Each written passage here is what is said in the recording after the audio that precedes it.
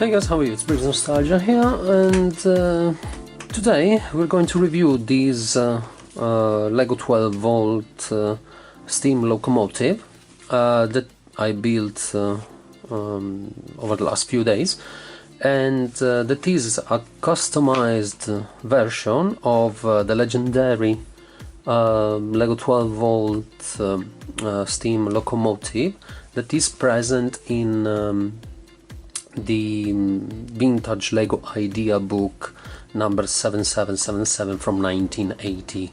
The book I'm talking about is this one that I've already showed you in other videos, and the locomotive itself is this one that you see in this picture here. And the book was giving also instructions to build both locomotive and tender here on this corner. Okay, so this is a fantastic build, quite expensive, and I will tell you later on what I mean by it.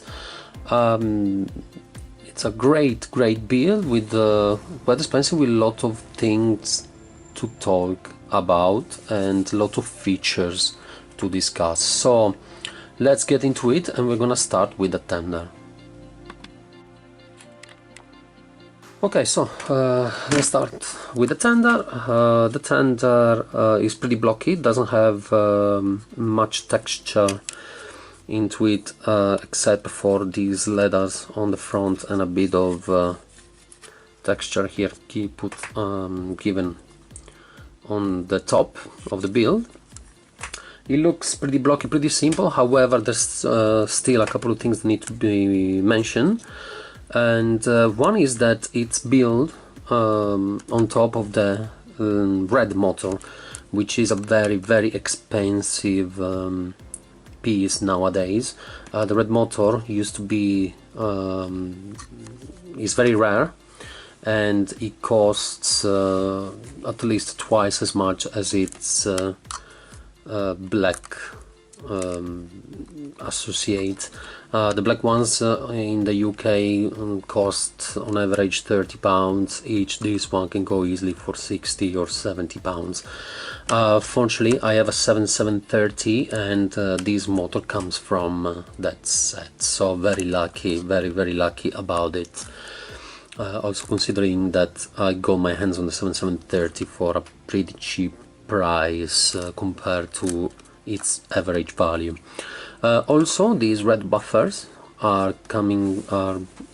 fairly expensive pieces on Brinklink, and I got these two out of my 7730 as well. So this is it.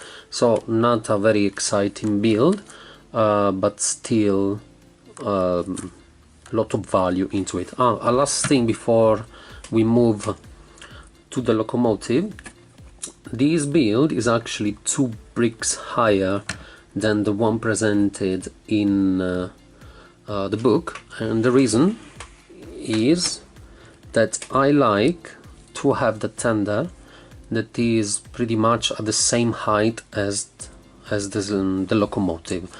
This is something that I noticed looking at pictures of steam locomotives on internet. I'm talking about Lego locomotives. Is that I noticed that if the tender is more or less at the same height as the locomotive, it helps to give a better flow and a better presence to the whole build. So feel free to check it out. I don't know if this just it's something I noticed or something that caught only my attention, but if you look at pictures on the internet, you will see that between the builds with a low tender and a high tender, the ones that look smoother are the ones with a higher tender that matches almost the height of the locomotive. So this is it.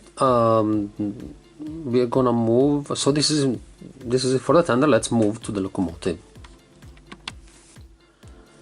Okay, so this is the locomotive itself. I find it a fantastic, beautiful build. I'm really in love with it, and there's a lot of things also to talk about. So what I will do is to give you a brief overview,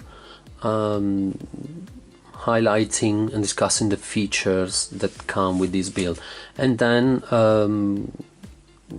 give you a bit a hint on where the expensive parts are, what they are, and what I had to do to turn around these problems in order to make sure I was not going to spend too much money to put this whole thing together.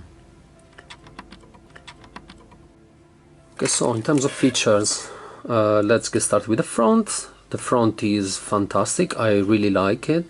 It's very aggressive, and what makes it so aggressive is that there are 3 headlights present here. Unfortunately, I could get only this one to light up because I'm missing the prism and the prism holder to to replace these light bricks. So as you could see in the intro of the video, I could just light up this very first one, but still the look is fantastic, and I like a lot these bricks that are put here on the sides that really help to give more body to the front and make it look more powerful and more aggressive. I'm very fascinated by this front. Then if we move a bit here more to the middle, what you can see is that you can spot these couple of levers, and these are not present in the original build, but I added them in order to put a bit of texture here in this area, because this area was looking very flat and very boring. So what I thought was to just add these two and pretend that these are levers that are used in order to release pressure, release steam when maybe there's too much pressure in the chamber. So I'm very happy I did, because I think they look very good in that. Then we move here after to these hoses that are an extremely interesting, clever and very good looking feature. I also like the fact that there's a lot of them. There's 4 in total, and I really think these hoses really give a very clever, interesting, good looking touch to the build. Before we move here to the cabin section, I just wanted to point out that in the original build, this part here of the build was supposed to be hollow, and I just filled it up with regular bricks in order to make the whole engine look more full, more powerful, more complete. The whole low here on the bottom was really not looking appropriate for the rest of the build. So let's move to this cabin section here at the end, and what you can see is that there is a roof that can be easily removed, taking advantage of the presence of these tiles here, and these will leave will allow room for you to mess around with a minifig and assess the cabin section. The cabin section is very simple, but still it's very large, very wide, so allows room for a lot of customization. What I did was just to add, thanks to the presence of these 2 clips, a shovel and a cup, and I just added these little console piece just to make the cabin a bit more exciting. I really like it. I think it's very nice.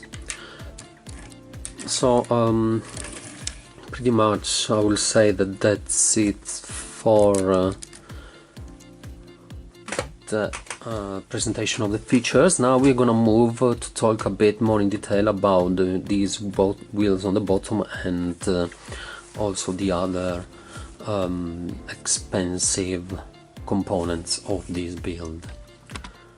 Okay, so the main difference that is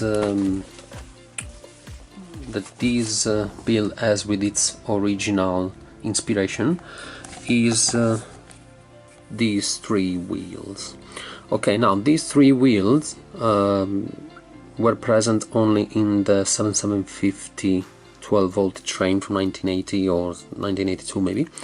Nowadays these wheels are extremely expensive. A set of two of them cost, I think, between 12 to 15 pounds on Bricklink, and it would have cost me about 45 pounds to have the three of them to complete the build. Now there was no way I was going to spend so much money for them, so what I decided was to opt for the more recent ones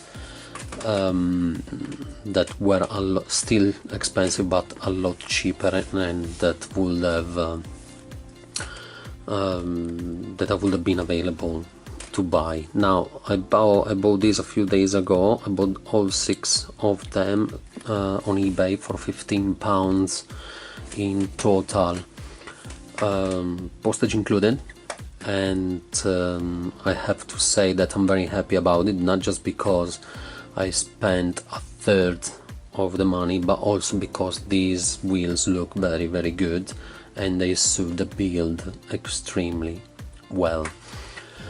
So this is one, and let's discuss a bit further these big wheels, the situation with these big wheels before we move to other expensive parts.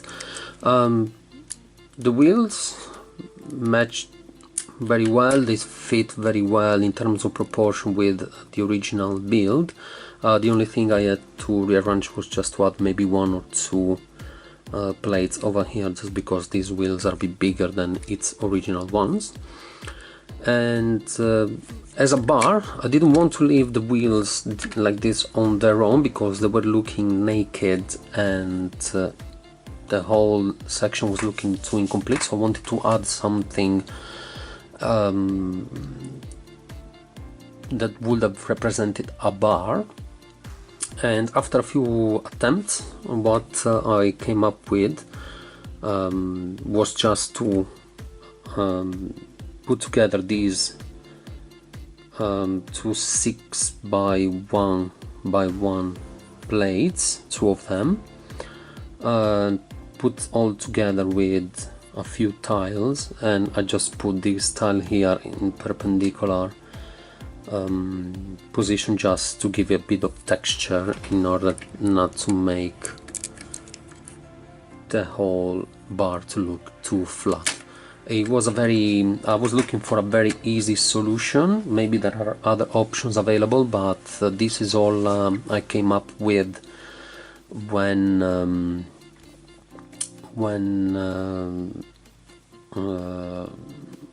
with the pieces I had, so I'm very happy about it, and I think they look very good, very appropriate, and I think they do the job very well.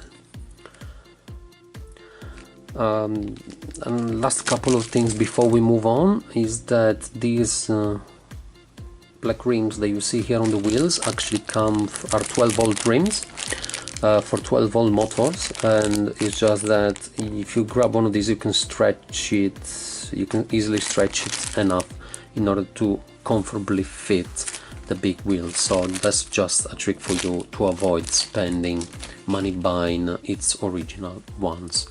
And last thing here is that you see that these 3 wheels, this section is able to rotate. Actually, this wasn't really a matter of choice, but I actually had to do like that, because if I was going to try to keep the section fixed to the rest of the body, the train would have had huge issues at running properly on curves.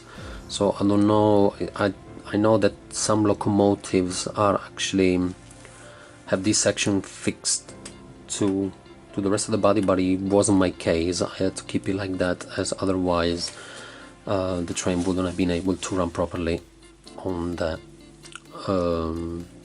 tracks. Okay, so now moving on, the other expensive parts were these buffers that I already mentioned in while discussing the tender. These ones come from my 7715, my incomplete 7715, so I was able to complete the set without buying them on Bricklink. And last important and very expensive parts that matter a lot because they will change, they would have changed the look of the locomotive a lot, are these windows you see here. These ones and these windows here are extremely expensive nowadays. This one costs at least £10 from Bricklink. These we are around £7-8 at least as well from UK sellers.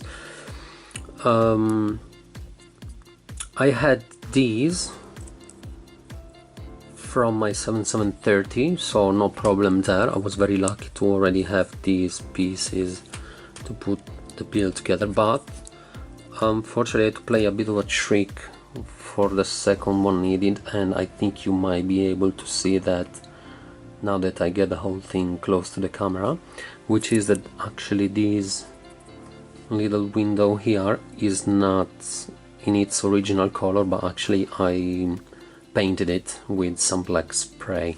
Now the job didn't come out very good, but that's simply due to the fact that I never did it before, so it was my very first attempt. The fact is that from distance it looked very nice, works very well, and I'm actually happy with the solution because I really wanted to keep the build